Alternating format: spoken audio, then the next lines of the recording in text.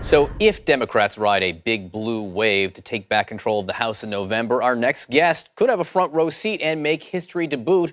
Rashida Tlaib is poised to become the first Muslim woman in Congress. She won the Democratic primary in Michigan Tuesday to succeed John Conyers and will run unopposed in November. Rashida Tlaib joins us now. I can see the smile on your face when we continue to say, even 2 days later, the first Muslim woman ever elected to Congress, poised to make history there. So congratulations on your victory. Thank you so much.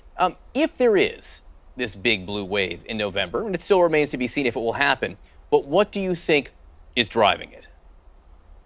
Look, first of all, I always tell people waves come and go. We need to own the ocean.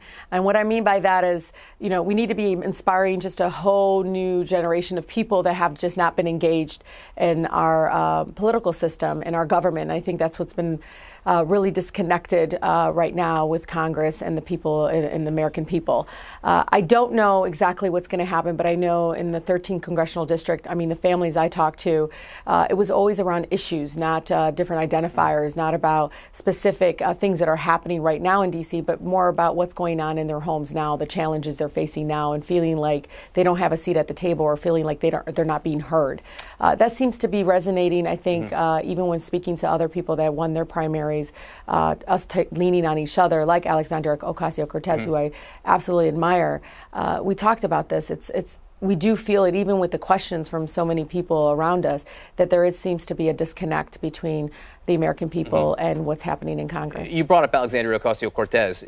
Last spring, when you were running, you said, we are changing the Democratic Party, getting rid of Democratic sellouts. Who are the Democratic sellouts? I don't know, but I could tell you this. The number one thing I was asked at the door is, will you sell us out? Well, I could tell you I felt the pain from my own colleagues. But you did write that. You wrote, we're getting rid of the Democratic sellouts. Oh, yeah. You must have had someone in mind there. So who do you have in mind? Well, some of my opponents that support large tax breaks for, a hockey stadium downtown that took away millions of dollars from schools, watching my neighborhood schools close down, watching the fact that City of Inkster, which is part of my district, lose their school district. It's been really hard to see that those public monies shift away from schools and city services and to for-profit development. To me, that's against the democratic values. And to me, that's selling out on our families and so many people that put so much effort to get us in office, expect us to put them before corporate profits. When you were elected formally in November, you will have a vote as part of the Democratic caucus as to who will be the next Democratic leader, whether it be the minority leader or the Speaker of the House.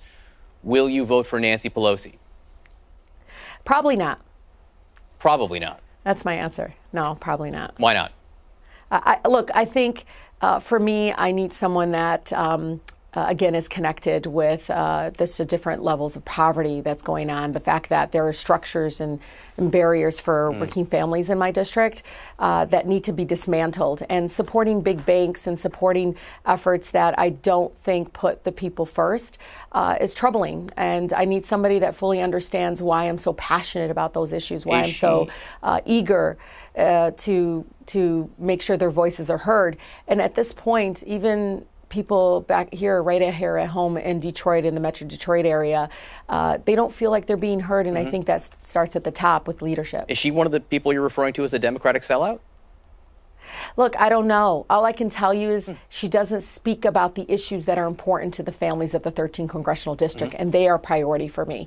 They're the ones who put me here. They're the ones who put faith in me, and I have to listen to them, and I have to make sure that I never back down and that I don't sell out personally. And if that person that is in leadership is still okay to take away the transparency requirements for big banks, to making sure that my families are not being discriminated by, healthcare being discriminated for getting health care coverage, or more importantly these days is about the fact that half of my families don't own their own homes in the 13th congressional district because the discriminatory practices by big banks are still happening, and no one is doing anything about it. This is happening right now on their watch, and no one is talking about it. All they're doing is taking away, look at Dodd-Frank. Look at what has been done just in the last 12 months in Congress. And again, that was done on specific people's watch and specific people's leadership, and that's something that I just can't forget.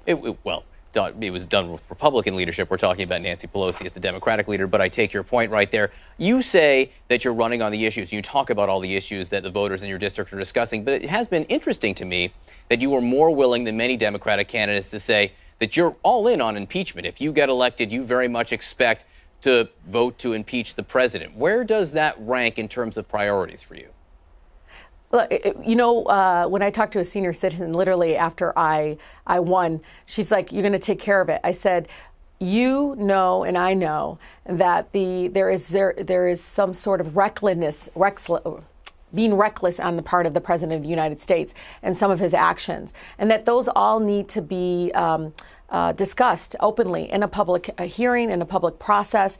I think that the investigation that's happening now is important, but I hope that it's going to be open and transparent and not be done behind closed doors, that the American people deserve to know exactly what the President of the United States has been up to.